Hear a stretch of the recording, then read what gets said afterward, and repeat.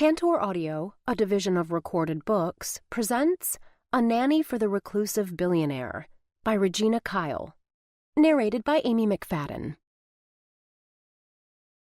Chapter 1. Mallory Worthington wiped a bead of sweat from her forehead and tied her quarter-zip pullover around her waist.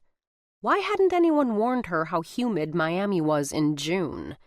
If she'd known, she would have at least put her hair up so it was off her neck, and traded the jeans and baby blue suede pumas for khaki capris and a cute pair of Kate Spade sandals, which would have had the added benefit of showing off her new pedicure, a shimmery beige pink with the strangely prophetic name Kaza Melted in the Sun. She hoisted her weekender tote over her shoulder and scanned the sidewalk for the car that was supposed to be waiting to take her the 2+ hours to Reese Dalton's remote estate in the Florida Keys. The guy owned his own island. How much more reclusive could you get? Finally, she spotted a distinguished-looking man with graying dark hair standing next to a Lincoln Town car and holding a sign that read Worthington in bold blood-red script. "Miss Worthington?" he asked as she approached. "Yes." She extended her free hand, but he ignored it and reached for her bag instead. "Is this all your luggage?" "Yes." Much more of this, and she'd sound like a broken record. She raised herself up to her full height, an unimpressive 5 feet even, thanks to multiple rounds of chemo and radiation that had stunted her growth. Normally she wore at least 3-inch heels to compensate, but she'd left most of them at home. She might have learned to work the dining room in stilettos on the rare occasions she turned control of the kitchen over to her sous chef. It was good for morale and helped bridge the gap between front and back of house, and she liked seeing the smiles on the customers' faces. But they wouldn't be much good for chasing an active toddler. "I had most of my things shipped ahead." She preferred to travel light. Plus, if her things were already down there, she couldn't chicken out at the last minute, could she? "Right." He popped the trunk and carefully placed her bag inside before slamming it shut. "Mrs. Flanagan has them waiting for you in your quarters." "Mrs. Flanagan?" "The housekeeper." The recruiter had told Mallory she'd be part of a small staff, all living on site. At least she'd have someone to talk to besides her 4-year-old charge. Her boss wasn't what anyone would call the chatty type, as she'd learned from their brief phone interview. They'd talked a grand total of maybe 5 minutes, presumably because the agency had already grilled her to his satisfaction. "What about you?" she asked the driver. "What's your name?" "I'm Collins, Mr. Dalton's chauffeur, business manager, and general man of all trades." He held the door open. "If you don't mind, miss, we've got a bit of a drive. I'd like to get moving, so we're there before dark." "No problem." She stepped into the car, a blast of cold from the air conditioner hitting her in the face. "And please, call me Mallory." "Yes, miss." He closed the door behind her. "Okay, then. Miss it was." Collins, apparently the man had only one name, like Beyoncé or Ludacris, slid behind the wheel and started the engine. Mallory relaxed into the leather seat, her hand landing on a manila folder beside her. "What's this?" "A little light reading for your trip." "Light reading?" She picked up the folder. "A few things you should know before you arrive." "Like household rules?" "In a manner of speaking." That sounded ominous. The whole interview to job offer to acceptance process had been so fast, there was a lot about Reese Dalton she didn't know. He'd needed a nanny ASAP to replace someone who left him in a lurch. Not an ideal job for a Culinary Institute of America-trained chef. But she had to get out of Dodge before she got cold feet and wound up spending the rest of her life in the looming shadow of her parents and the disease she'd fought and beaten as a child. Even if that meant a temporary career change and putting hundreds of miles between her and her big sister, who'd always been her best friend and moral support. Brooke had forged a new life for herself. Great guy, great job, great apartment, and it was time for Mallory to do the same. That wasn't going to happen if she stayed under her parents' thumb. Working in the family hotel, living in the family guest house, letting them hover over her like vultures with thermometers, tissues, and Tylenol, waiting for any sign of a sniffle or sneeze. But in her rush to escape, what had she gotten herself into? What if Rhys Dalton had turned angry and vengeful in his self-imposed seclusion, like Heathcliff in Wuthering Heights? Or maybe his wife was still alive, and he had her locked up in his attic, like Mr. Rochester in Jane Eyre. Mallory shook her head. Clearly she'd been indulging in too much gothic romance. She'd have to stick to Stephen King from now on. Way less frightening. The car pulled away from the curb, and she flipped open the folder and began to read. The first few pages were fairly innocuous. Daily schedule, dietary requirements for Rhys and his son Oliver, emergency contact information in the event of a fire, flood, or alien invasion. Then she got to the juicy part. Okay, Rhys Dalton didn't have a wife stashed in his attic. He was a widower, which was tragic enough on its own. Even worse, he'd lost his wife to a terrorist attack. Mowed down on a busy Manhattan street with 7 other innocent victims going about their daily routine on a crisp fall morning. She closed the file and let her head fall back against the smooth, cool leather. No wonder he'd cut himself off from the rest of the world. And no wonder Collins wanted to make sure she had a better understanding of their boss before meeting him face to face for the first time. "Collins?" she asked, as the chauffeur expertly merged the car onto the highway. "Yes, miss." "How long have you worked for Mr. Dalton?" "Almost 7 years." "So you knew him before—" She let her voice trail off, not sure where to go. What was the politically correct way of saying before his wife was brutally murdered? "Yes, miss." Collins clearly understood what she'd left unsaid, but he didn't elaborate, and Mallory was happy to let the subject drop. Maybe if she got to know the man a little better, she'd pump him for more information. It wasn't that she was morbidly curious. It was more like she felt a sort of kinship with Rhys Dalton, even though she was still hours from meeting him. He'd loved and lost, and so had she. Maybe not a biological family member, but the kids she'd shared the chemo ward with were as close as family. And she'd lain in her hospital bed, helpless, as more than one had lost their battle with cancer, taking a little piece of her with them each time. "I've got cold water up here if you're thirsty," Collins said, interrupting the depressing turn of her thoughts. "I'm fine, thanks." Mallory tried to suppress a yawn. "Feel free to close your eyes and get some rest." "Thanks." She didn't want to admit it, but the stress, heat, and 3 hours on a plane were catching up to her. She tired more easily than the average 27-year-old, something she combated with a daily regimen of pills and potions. Yet another constant reminder of the disease that had come close to taking her life. Almost against their will, her eyelids drooped, and she yawned again. "I think I will." It could have been 10 minutes or 10 hours later when Collins's not-so-subtle cough woke her. "Excuse me, miss. We're at the dock." "Dock?" She sat up and scrambled for her purse. She had a mirror in there somewhere, didn't she? She was afraid to see what she looked like. Probably had hair stuck to her cheek and drool dripping from her chin. The door swung open, and Collins reached a hand into the car to help her out.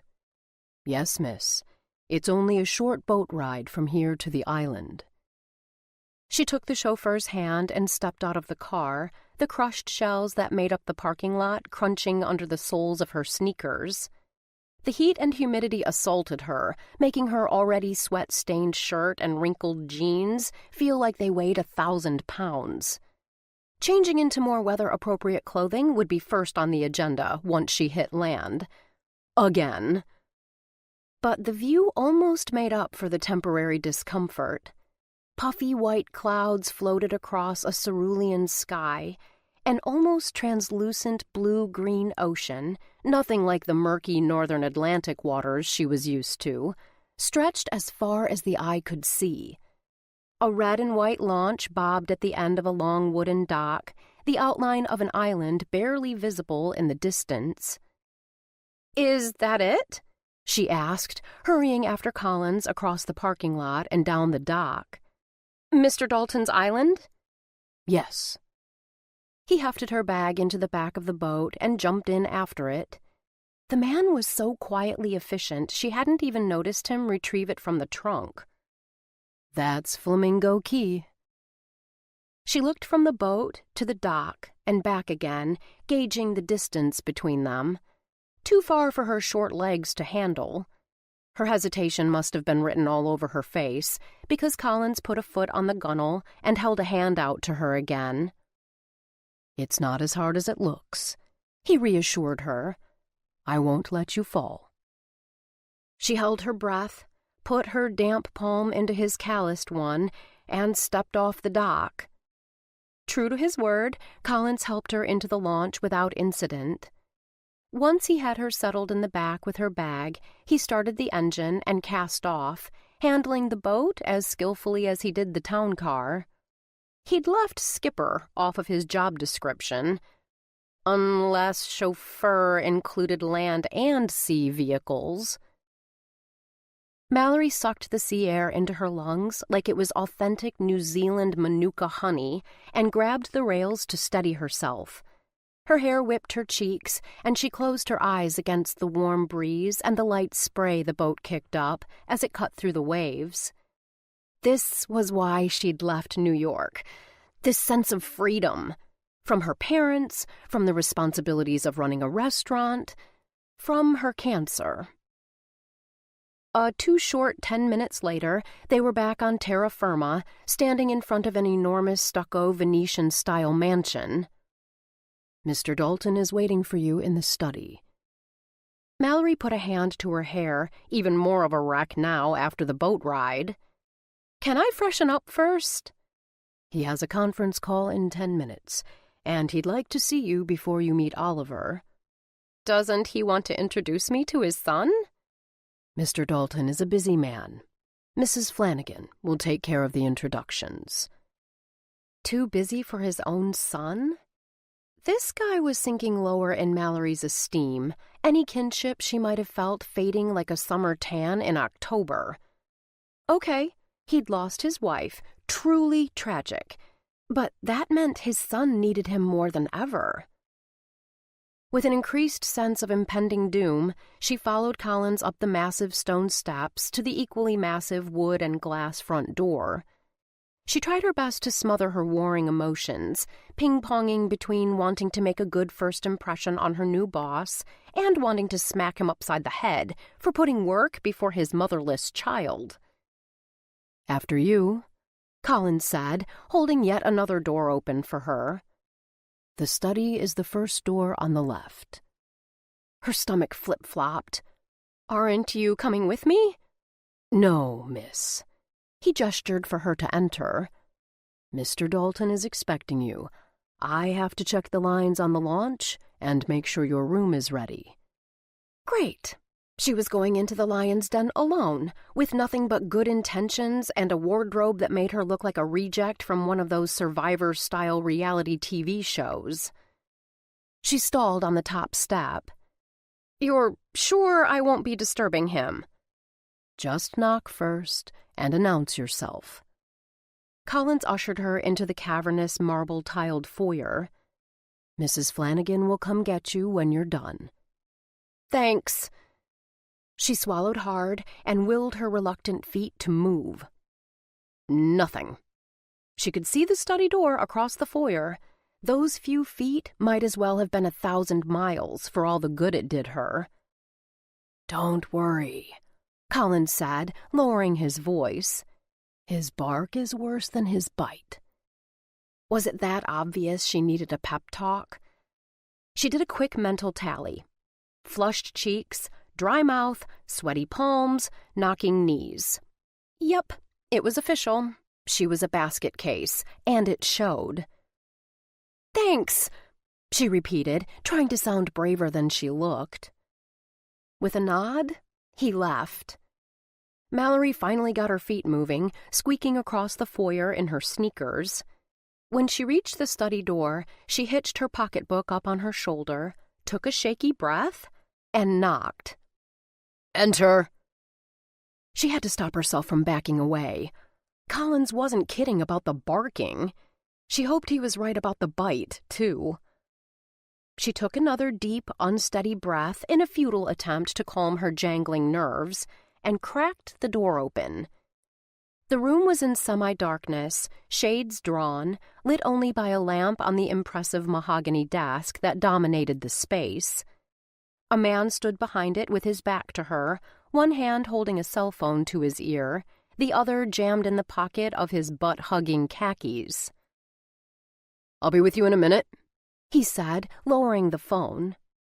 Good thing, or she would have had no way of knowing whether he was talking to her or the person on the other end of the line. It wasn't like he bothered to do something crazy like actually look at her when he spoke. She took the opportunity to study him unobserved while he finished his conversation. He was tall, around 6 feet, she guessed, dwarfing her tiny frame. Inky black curls dusted the collar of his shirt, a shirt that molded his broad shoulders and back as well as his pants showcased his butt.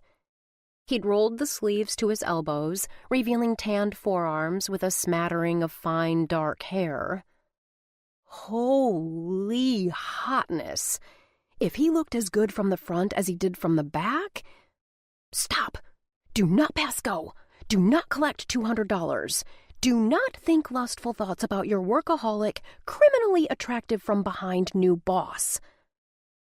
"I need that report by 5. The object of her lust practically spat into the phone. "And tell Mark I want to talk to him as soon as he's back in the office." He ended the call without so much as a goodbye and tossed the phone onto his desk, turning to face her as he did. Any hope the full frontal view would quash the dirty daydreams inspired by his backside was immediately dashed. The grainy picture in the file Collins had shared with her didn't come close to doing him justice. Whiskey brown eyes, framed by almost obscenely long lashes, patrician nose, strong jawline. It all added up to a mouth-watering package of male physical perfection. Why hadn't she bothered to Google him? Then she would have been prepared for the onslaught of his sheer masculine beauty, if you could ever prepare for something as powerful as that. Or run the other way, as fast as her short girl legs would carry her. "Miss Worthington?" His eyes, dark and appraising, skated over her less than impressive curves, leaving her wondering if the final verdict was desire or derision. Not that it mattered, because she was there to take care of his son's needs, not his own. Or hers. "Mallory," she corrected, her shaky voice betraying the potent cocktail of nervousness and attraction coursing through her system. "There's been a misunderstanding. I thought you were..." His gaze traveled the length of her body again, the journey ending this time in a scowl. "Older." His words were like a bucket of ice water dumped over her head, effectively dousing any flickers of awareness. Probably, no, definitely, a good thing, considering their circumstances. It was practically a cliché, the world-wise billionaire and the innocent virginal nanny. "Is that a problem?" she asked sharply. She was 27, not 17. More than mature enough to handle a preschooler. Heck, she'd run a commercial kitchen, managed almost 100 employees from 16 to 60, some of them no better behaved than your average 4-year-old. Hadn't he read her resume? I'm afraid so. He jabbed a button on the intercom on his desk. Mrs. Flanagan, we are ready for you now. Mallory shook her head, plastering several damp strands against her cheek, and no doubt making her look even younger. Not helping her cause one bit. She pushed the sticky strands off her face and straightened, maximizing every inch of her 5-foot frame. I don't understand. I'm sorry you've come all this way for nothing. He crossed to the door, his powerful strides eating up the short distance, and opened it. I'll see you get the earliest possible flight home, and you'll be compensated for your time and trouble. Chapter 2. Reese let out a relieved sigh as the door swung shut behind the shapely ass of his would-be nanny, his relief almost immediately replaced by annoyance at his right-hand man. What was Collins thinking? Weren't nannies supposed to be kindly, gray-haired ladies like Mrs. Doubtfire? Without the penis, naturally. He slumped down at his desk and scrubbed a hand through his hair. As much as he wanted to blame his assistant, it was his fault, too. Collins might have screened the resumes the agency had sent over, but if Reese had paid closer attention, taken time to have more than a 5-minute phone conversation with the woman his assistant had picked as the best of the bunch, he would have realized she was all wrong for the position. Beth had been gone 3 years, but sharing a house, even an 8-bedroom mansion with a large terrace, private pool, and 4-car garage, with an attractive single woman under the age of 40, still felt disloyal to her, especially since it was his fault she was dead. He pushed away the guilt he'd fought like a demon every damn day for the last 1,000+ days, and pressed the intercom. Before he could speak, the door cracked open, and Collins stuck his head in. It's customary to knock. Reese released the button. No need for an intercom when the man you were looking for was standing right in front of you. It's also customary not to fire the new nanny before she starts. Collins shot back, entering the room fully and closing the door behind him. News travels fast. Book Miss Worthington on the first flight back to New York and line up some more experienced candidates for me to interview. Translation: kind, matronly women in their 50s or 60s who smell like fresh-baked cookies and red green eggs and ham on demand. Reese flipped open the file for his conference call in... He checked his Patek Philippe Nautilus. 5 minutes, hoping Collins would take the hint and consider the subject closed. Instead of following his marching orders, Collins took a seat in one of the guest chairs. So much for taking the hint. Can I speak freely? Reese reached into his desk drawer and pulled out a Darth Vader Pez dispenser. Unlike some collectors, he didn't believe in hiding his treasures on a shelf or behind glass, with the exception of a few especially valuable pieces. A robot Pez dispenser from the 1950s, a pre-1989 Batman Pez in its original packaging, and, his prize possession, a rare Mickey Mouse soft head prototype worth over $7,000. He pulled back Darth's head, and a yellow tablet popped out. Lemon, Beth's favorite. She'd laughed at his obsession with the iconic candy, but eventually she'd come to appreciate the kitschy containers. Hell, she'd bought a good portion of them for him, including the one he held in his hand. He ran a thumb over Darth's helmet as he stuck the tablet in his mouth and sucked on it. If I said no, would that stop you? Probably not. Collins smirked. It was a good thing he'd made himself virtually indispensable, or Reese would have canned his ass, too. He consulted his watch again. You've got 4 minutes. You're making a mistake, sending Miss Worthington away. You don't say.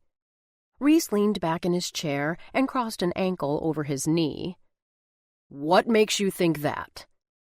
Collins hesitated, then shrugged. "Call it a gut feeling." Reese had a gut feeling too, but it was telling him the more distance between him and Mallory Worthington, the better. He dropped another candy into his mouth and tossed the dispenser onto his desk. "Forgive me if I don't trust your gut. It's not like you to dismiss someone without good cause." Reese arched a brow. "Who says I don't have good cause?" "You just met the woman," Collins said pointedly. "What could she have done in the minutes you spent with her to justify letting her go?" Reese stood and crossed to the rolling bar cart in the corner. He needed alcohol to get through this conversation. He poured himself 2 fingers of 18-year-old Macallan into a tumbler, added an extra splash for good measure, then turned back to his assistant. He could have told Collins to fuck off, that he was the boss and his reasons for sending Mallory Worthington packing were none of his assistant's goddamn business. But shutting himself away from the rest of the world meant there weren't a lot of options when he needed a sounding board. In the 7 years Collins had worked for him, especially in the 3 since Beth's death, he'd become more than an employee. He'd become a trusted confidant, the one person Reese could rely on to tell him the whole, ugly, unvarnished truth. The one person Reese could come close to calling a friend. Reese sat back down at his desk and sipped his scotch. "We both know why having her here isn't a good idea." "You mean because she's young, attractive, and available? And so are you?" Reese wanted to wipe the persistent smirk off his assistant's face. "How do you know she's available?" "She took this job and moved almost 1,500 miles from the city she called home at the drop of a hat." Collins leaned forward, resting his elbows on his knees. "I'd say she wasn't worried about leaving anyone behind. All the more reason why she can't stay." Reese downed another gulp of scotch, relishing the burn as it streamed down his throat. "Stop me if I'm overstepping my bounds." "Stop." "But it's been 3 years since the accident." "Beth's death was no accident." Reese slammed his glass down on the desk. Scotch sloshed over his hand and onto the blotter, splashing the Pez dispenser. "It was murder." "And he was the one responsible." "She wouldn't want you living this way," Collins persisted. "If you can call cutting yourself off from civilization living." Damn stubborn man, made all the more annoying by the fact that deep down, Reese knew he was right. Beth would hate what he'd become. Not that he was admitting it to Collins. "Look around. This place is practically a palace, not a one-room shack in the middle of the woods. And I'm not cut off from civilization. That's what I've got you for." Collins narrowed his eyes. "What about Oliver? Is this what she'd want for him?" "She'd want him alive." Reese tossed back the rest of his scotch, stood, and crossed to the bar cart for a refill. "I'm doing what I have to in order to keep him safe." He might not have been able to protect Beth, but he wouldn't make the same mistake with his son, even if it meant making him a virtual prisoner for the time being. Reese didn't want to think about the inevitable changes as his son grew older. High school, college. He couldn't keep Oliver to himself forever. But he could for now, and as long as possible. Collins let out a long, loud sigh. "I understand your motivation, even if I don't necessarily agree with your methods." "Does that mean the Spanish Inquisition is over?" "No, but I'll grant you a temporary reprieve. I'll take it." Reese poured another generous 2 fingers of scotch into his glass, swirled, sipped, and stared down his assistant. "Don't you have a plane reservation to make?" Not one to back down, at least when they were mano a mano. Collins met his gaze. "You're still determined to send her away?" Reese continued to swirl, sip, and stare. "All right." Collins stood a little more abruptly than necessary and straightened his tie. No matter how many times Reese told him to lose the formal attire in the Florida heat, the man insisted on dressing like an undertaker when he was on duty. His only concession to the weather, the deck shoes he wore on the launch. "Have it your way." "I always do. That's the benefit of being the boss." "Would you consider a small compromise?" "How small?" "Let her stay until we get a replacement. Mrs. Flanagan's got enough on her plate with the housekeeping, and she's not getting any younger. It's not fair for her to do double duty." Reese tipped his head back and looked skyward, or, more accurately, ceilingward. When Collins was right, he was right. The older woman had signed on to do light housework, laundry, and the occasional meal, not keep up with an overactive preschooler. It wasn't fair of him to put his hang-ups before her job satisfaction and his son's well-being. He brought his gaze back down and gave Collins the slightest, almost imperceptible nod. "Fine, but I want someone here by the end of the week. 2 tops." 14 days for the good of his housekeeper and his son. That didn't dishonor Beth's memory, did it? "Done." Collins brushed his hands together triumphantly, as if to emphasize that the matter was settled, and he had, at least in part, emerged the victor. "And let the records show, I still think you're making a mistake not giving Miss Worthington a chance." "Duly noted." Reese raised his glass in a mock salute. With a salute of his own, Collins spun on his heel, crossed the room, and disappeared out the door, leaving Reese the way he found him. The way he spent most of his days, with the exception of the all-too-rare moments he had with his son. Alone. "Here you are, Miss Worthington." Mrs. Flanagan led Mallory into a room more fit for a VIP than a nanny. "I hope you'll find it to your liking."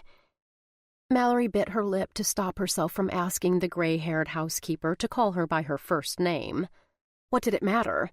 And what did it matter if Mallory approved of the accommodations or not? She wouldn't be staying long. Her gut twisted at the thought, and she let out an involuntary sob. "Everything all right, dear?" Mrs. Flanagan asked, staring at Mallory expectantly. The woman must think she was a few fries short of a Happy Meal. "Yes." Mallory gave the housekeeper a smile she hoped read reassuring and not psycho axe murderer waiting to strike. "Thank you." "Collins brought up your bag." Mrs. Flanagan gestured to the corner where her overnight tote sat on an overstuffed chair. "Ring if there's anything else you need. The intercom is on the wall next to the bed." "Thanks. I will."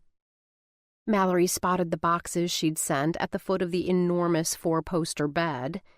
No use unpacking. She'd slap new labels on them and call the shipping company to pick them up. Or maybe she could dig out her nail polishes. She had the sudden urge to repaint her toenails. Something to match her mood, like, "Here today, Aragon tomorrow," or "Got myself into a jambalaya." She deserved a little pampering after uprooting her entire life and traveling hundreds of miles just to be summarily dismissed by a condescending, arrogant, self-righteous... "Breakfast is at 8. Mrs. Flanagan's light, lilting voice interrupted Mallory's rapidly escalating internal tirade. There weren't enough adjectives in the English language for her to express her extreme dislike. She reserved the word hate for things like tabloid journalism and undercooked seafood and the cancer that stole her childhood and almost her life. Of Reese Dalton. She supposed she should be grateful he was feeding her before shipping her out. "Thanks," she said again, forcing a smile so the kindly older woman wouldn't spot her inner turmoil. "What time will Collins be taking me to the airport?" "Airport?" Mrs. Flanagan's brows drew together in confusion. Great. Now Mallory had the added embarrassment of having to explain the whole humiliating situation. Out loud. To a virtual stranger. Making it seem that much more real and 5 times more mortifying. She cleared her throat. I guess you haven't heard. I won't be staying. Mrs. Flanagan clucked her tongue. I don't know where you're getting your information, but my instructions were very clear. You'll be here at least a week, maybe more. Mr. Dalton wants you to meet Oliver in the morning and help out until the new nanny gets here. Mallory went from confused to majorly pissed off in a nanosecond. Who did this guy think he was, ordering her to hang around and wait for her replacement to show up? As if she weren't humiliated enough already. She was a highly skilled, sought-after culinary artist, not some lackey content to do his bidding. Where is he? She clenched and unclenched her fists at her sides. I want to talk to him. Now. Do you think that's wise? No, she didn't, but for maybe the first time in her life, she was going to stand up for herself. Wasn't that what this whole stunt, her father's word, was all about? Taking charge of her life, making her own decisions, not letting anyone else determine the course of her future? Just take me to him. Please. Well... The older woman leaned in and whispered conspiratorially, even though there was no one else in hearing distance. If I were you, I'd let him sleep on it. Tomorrow's a brand new day. Play your cards right, and you might change his mind.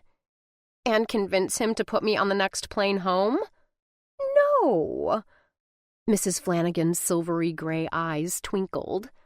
And convince him to let you stay. Permanently. That's what you want, isn't it? Was it? When she left New York, Mallory was so sure she was doing the right thing. But now, was this where she was supposed to be? Or had she been in such a hurry to escape, to go somewhere, anywhere, she could start with a clean slate, one that didn't have cancer survivor written all over it, that she'd run to the wrong place? She shook her head. What I want doesn't matter. Mr. Dalton made it clear I'm not his idea of good nanny material. So show him you are. Mrs. Flanagan moved to the bed and started to turn down the sheets. Show him you are? Could it be that simple? I'll leave you to think it over. The housekeeper finished off the bed with a pat and headed toward the door. Things always look different in the light of day.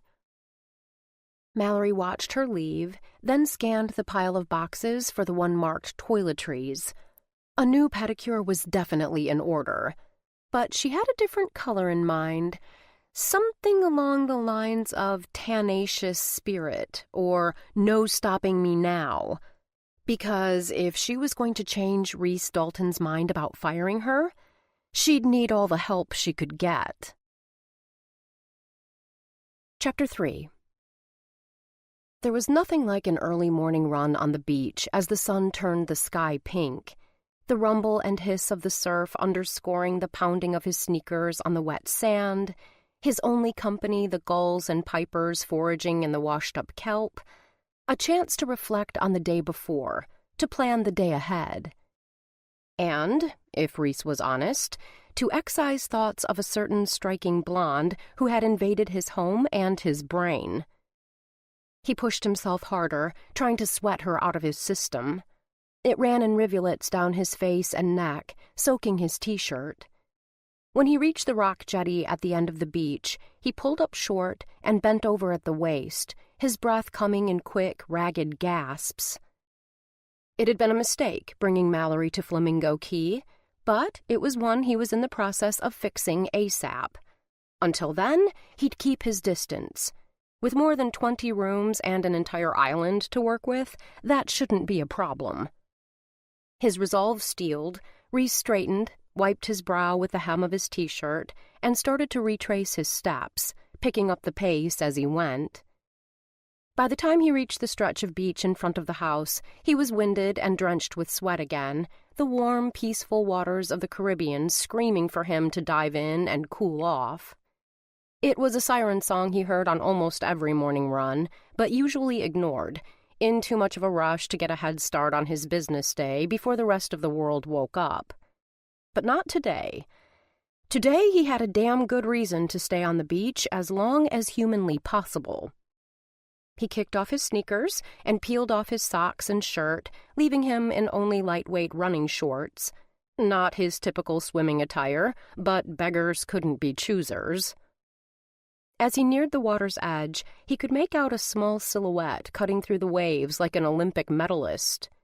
No way either of the Flanagans could swim like that. Or Oliver, who had just learned to put his head underwater and preferred their infinity pool to the salty ocean. Collins was a strong swimmer and sometimes took a dip before breakfast, but he'd taken the launch to Key West for supplies. Which left only one possible person. The very person Reese was trying like hell to avoid. The smartest course of action would be to get the fuck out of there before she saw him. But then she stood, rising from the water like a goddess, and slicked back her long blonde hair. The movement arched her back and thrust her breasts against the thin, almost sheer fabric of her one-piece swimsuit. It left so little to the imagination, it might as well have been a dental floss bikini. Reese froze, all his good intentions, and any semblance of rational thought, evaporated. He stood transfixed, wishing his damn running shorts were a little less form-fitting, as Mallory wrung out her hair and blinked the water from her eyes. The second she spotted him, the relaxed smile playing around the corners of her lips disappeared, replaced by a hard, thin line. Her hands balled into fists, then slowly loosened, as if she had to will her fingers to relax. "Miss Worthington." He nodded a greeting. "Great minds think alike." "I hope it's not a problem." She folded her arms across her chest, hiding her scantily clad breasts from view. He didn't know whether to say a silent prayer of thanks or curse his lousy luck. "Oliver's still sleeping, and Mrs. Flanagan said he wouldn't be out of bed for at least an hour." "It's hard to resist the call of the Caribbean. You might as well take advantage of it while you're here." A shadow crossed her beautiful face, and her eyes darted to the beach behind him. "Right. I'll let you get to your swim." He mentally kicked himself in the ass. "Way to go, dickweed. Remind her she's got one foot out the door." As guilty as he felt for disrespecting his wife's memory by sharing his house, even temporarily, with an attractive woman, Beth would have hated the way he was treating Mallory. He could almost hear her scolding him in that sweet, sing-songy voice that betrayed her southern roots, the voice that haunted his dreams, waking and sleeping. "She's come all this way to help you, to help our son. The least you can do is be polite." Reese rubbed a hand over his jaw, scratchy with early morning stubble. "You don't have to leave on my account. The ocean's big enough for the two of us." "I'm sure it is, but I was about to head back to the house." Mallory gave her hair another twist, wringing out a few more drops of water that fell to her chest and clung there, defying gravity as they shimmered in the yellow gold of the rising sun. "I want to be showered and dressed before Oliver wakes up." The mere mention of the word shower had Reese's sex-starved brain spinning off in 1,000 directions. Her swimsuit didn't leave much to the imagination, but his mind was more than willing and totally able to fill in the blanks. Slick, soapy skin, water running over her soft curves and down her milky thighs, her head tipped back, eyes closed, a low moan escaping her parted lips as she lathered up her hair. "Mr. Dalton? What about breakfast?" Her clipped words jerked him back to the present. "I'm sorry, did you say something?" She rolled her doe eyes. "I asked if Oliver had a favorite breakfast. I know I won't be here long, but I thought I'd start off on the right foot by making something he likes." "Pancakes. I think. Or waffles. Or was it French toast? Scrambled eggs? Reese swore under his breath. Was he so preoccupied with work he didn't know his own son's food preferences? That's okay. I'll ask Mrs. Flanagan. Her words said okay, but there was no missing the judgment in her tone. It washed over him like a rogue wave, making him feel like even more of a shit than he already did. Before he could come up with some sort of response, something to redeem himself, although he had no fucking clue why he gave a damn about the opinion of a woman he barely knew and didn't plan on getting to know, she was on the move, the waves lapping at her knees, then her ankles as she headed for shore. His eyes tracked her as she walked away, the subtle sway of her hips making things stir south of the border.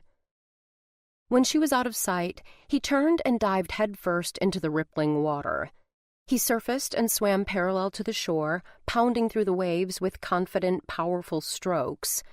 He wasn't sure what he hoped it would accomplish more, cooling down his overactive sex drive or washing away his sins.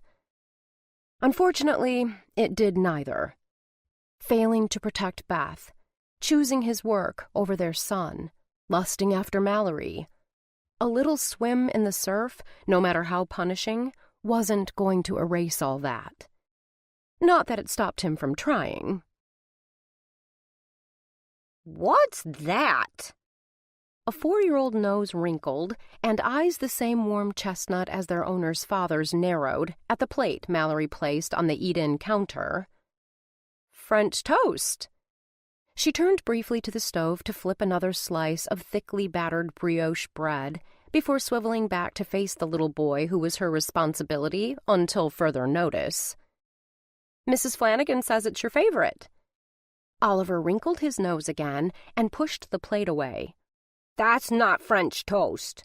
French toast isn't fat, and it doesn't have strawberries on it. I hate strawberries. What kid doesn't like strawberries? Oliver crossed his scrawny arms over his bony chest, hiding the Captain America logo on his pajamas, and glared at her with an intensity that rivaled his father's. This kid, apparently. Maybe she shouldn't have been so quick to send Mrs. Flanagan away. No, she had this. The poor woman had enough to do without having to watch over them like a mother hen. And Mallory had dealt with more than her fair share of tough customers at the Worthington. Handling a picky preschooler couldn't be that different. Could it? She inched the plate back toward him. It's brioche bread. That's why it's so thick. And I can take the strawberries off, or give you another slice. Oliver shook his head, his glare not losing one bit of its ferocity. She'd only met him a few minutes ago, but she could already tell he was Reese Dalton's mini-me, from the eyes to the attitude. I hate biatch bread. Mallory swallowed a laugh and fought hard to keep the corners of her mouth from curling. Brioche. And how do you know you hate it if you haven't tried it? He cocked his head. How do you know I haven't tried it? Damn. The kid had her there. Pretty solid logic for a 4-year-old. Another trait no doubt passed down from his no-nonsense father. This called for a little negotiation. She turned back to the stove, flicked the now perfectly toasted brioche from the pan onto a plate, and swapped it with the one on the counter before shutting off the burner. Tell you what, try one piece, just one, and if you don't like it, I'll make you thin French toast, like you're used to. It would kill her to use the glue-flavored, mass-produced crap most people thought of as bread, but if the way to Oliver's heart was through his stomach, she'd swallow her master chef pride and make the kid what he wanted. He rested his elbows on the counter and put his chin in his hands. How big of a piece? She held up 2 fingers about an inch apart. This big. He frowned and held up 2 fingers of his own with half an inch between them. This big, with syrup. The real kind, in the glass bottle Mrs. Flanagan brought back from New Hampshire. Mallory found herself battling back another grin. I think you mean New Hampshire. She and Mr. Flanagan went there on their second honeymoon to look at the leaves. And you have to heat it up in the microwave like she does.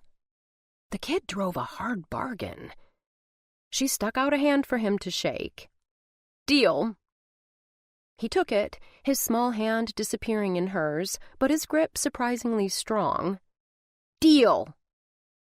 She found a bottle shaped like a maple leaf in the refrigerator, poured some into a ceramic creamer, and put it in the microwave, setting the timer for 30 seconds. When it dinged, she took out the creamer and slid it across the counter to Oliver. His eyes widened. Aren't you going to pour it for me? Mrs. Flanagan always does. I don't know. She tapped a finger against her cheek, pretending to study him with the absorption of Michelangelo painting the ceiling of the Sistine Chapel. You look like a big boy to me. I'll bet you can do it all by yourself. He sat up straighter on his stool, puffing out his puny preschooler chest. I am a big boy. I thought so. She leaned in and lowered her voice to a clandestine whisper. How much do you use? A little or a lot? A lot. His fingers curled around the handle of the creamer. Me too, she agreed, still whispering as if their shared love of syrup was a state secret. I like my French toast swimming in the stuff. Yeah, swimming. He giggled and tipped the creamer over his plate until it was almost empty. Here. She held out a fork and a butter knife. I'll bet you can cut it all by yourself, too. He pursed his lips and pushed her hand away. Mrs. Flanagan says I make too much of a mess. So we'll clean it up. She extended the fork and knife to him again. There's sponges and disinfectant for the counter. We can throw your pajamas in the wash. Problem solved. Unless... She let her voice trail off. His brow furrowed. Unless what? You don't melt if you get wet, do you? You mean like the Wicked Witch of the West? She nodded. Exactly. No way! He shook his head so hard, his platinum curls, the color inherited from his mother, she assumed, flew around his face. I like the water. I'm a real good swimmer. I can even dunk my head. My daddy teached me. Oh, he did he? From the way his daddy acted yesterday, she was surprised he remembered he had a son, never mind taught him how to swim. But first impressions could be misleading. She knew that better than anyone. Not that her opinion of her boss, good or bad, mattered one iota if she couldn't convince him to let her stay. Yup. Oliver's response jerked her back to the present. He says I'm a fish. Then you'll be easy to clean up, too. She handed over the utensils. Have at it. He gripped the fork and knife in his pudgy fingers and started to saw away, predictably splattering syrup over everything in a 3-foot radius. After a few minutes, he succeeded in separating a small square of toast and spearing it with his fork.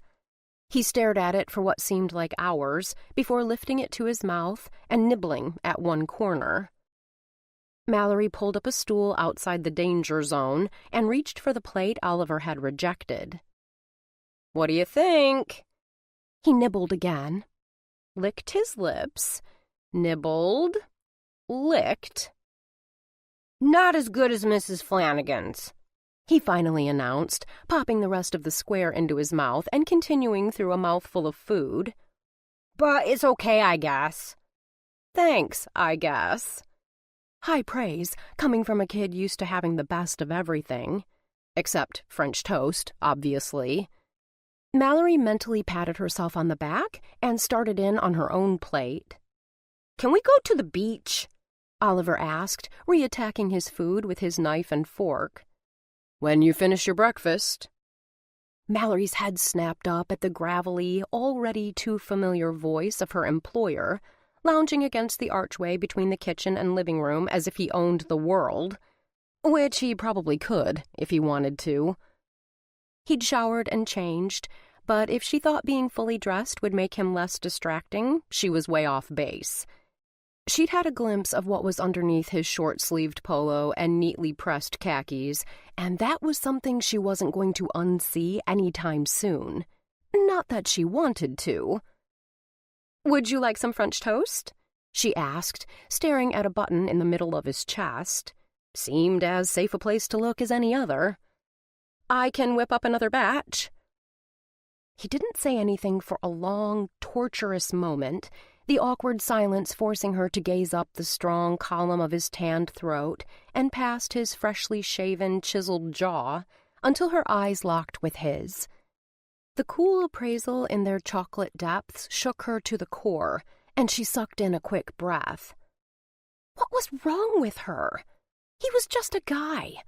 Okay, an extraordinarily good-looking guy, like 11 on a scale of 1 to 10 good-looking. But she'd spent her life surrounded by the beautiful people, as her sister called them. Why did this guy have to be the one who made her girly parts wake up and do the Macarena? "He never eats breakfast," Oliver piped up, his youthful, high-pitched voice cutting through the sexual tension that had descended on the room like a thick fog. At least, she thought it was sexual tension. Maybe it was completely one-sided, and Rhys Dalton was mentally counting the days until he could get rid of her. "Right, Dad." "Just coffee for me?" Rhys finally answered, his eyes never leaving hers. "Black?"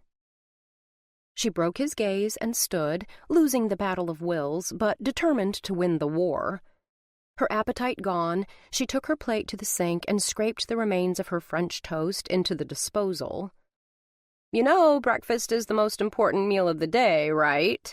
"That's what Grover says on Sesame Street," Oliver added in between bites, his plate almost empty. "He can't be Super Grover until he eats his breakfast." Mallory shot him a thumbs up for having her back. "I'll take it under advisement. But for now, coffee will do. I have a Skype session with one of our design engineers in 15 minutes, and a lot of material to go over before then." Rhys ruffled his son's hair as he crossed past him on the way to the rack of K-cups on the counter next to the Keurig machine, and her insides did a funny little flip. Something about the small, affectionate gesture gave her all the feels. It was hard to reconcile with his aloofness the night before, and for the second time that morning, she questioned her rush to judgment. The man was a hot mess of maddening contradictions. Working for him would be one heck of a challenge, but it was one she desperately wanted the chance to conquer, if for no other reason than to prove to herself she could succeed on her own, outside the sphere of her parents' influence, without any special treatment because of a disease she'd had and beaten years ago. She opened the cabinet next to the sink and reached for a mug. "Don't say I didn't warn you when 10 o'clock rolls around and you can't focus on anything but your stomach grumbling." "My stomach doesn't grumble, and I never lose focus." He went to take the cup from her, and their fingers brushed. The brief contact was like touching a live wire, making her jerk back and sending the mug clattering to the floor, where it shattered on the hard tiles. "I'm sorry." She bent and started picking up the shards. "I'm not always such a klutz." "I'll help." Oliver hopped down from his stool, his bare feet slapping the terracotta. "No," Rhys snapped, holding up a hand and freezing his son in his tracks. "I've got this. You two go upstairs and get ready for the beach." "Are you sure?" Mallory surveyed the damage. Ceramic slivers all over the floor, counter covered in syrup, dirty dishes in the sink. Her fault and her responsibility to fix. "Please," Rhys hissed, inclining his head toward Oliver. "Before he hurts himself." "Right." Some nanny she was turning out to be, putting her feelings before Oliver's safety. "Come on."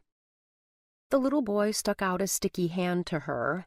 "I want to build a sandcastle and catch hermit crabs and go swimming in the pool. Then you can make me grilled cheese for lunch on biatch bread. Okay? Okay. She stepped gingerly across the kitchen, tossed the remnants she'd collected into the trash, and took Oliver's grubby hand. The morning hadn't been a complete disaster. She'd gained. To keep listening to this audiobook, I've left you a link in the description so you can do it, at no cost thanks to Audible's 30-day free trial.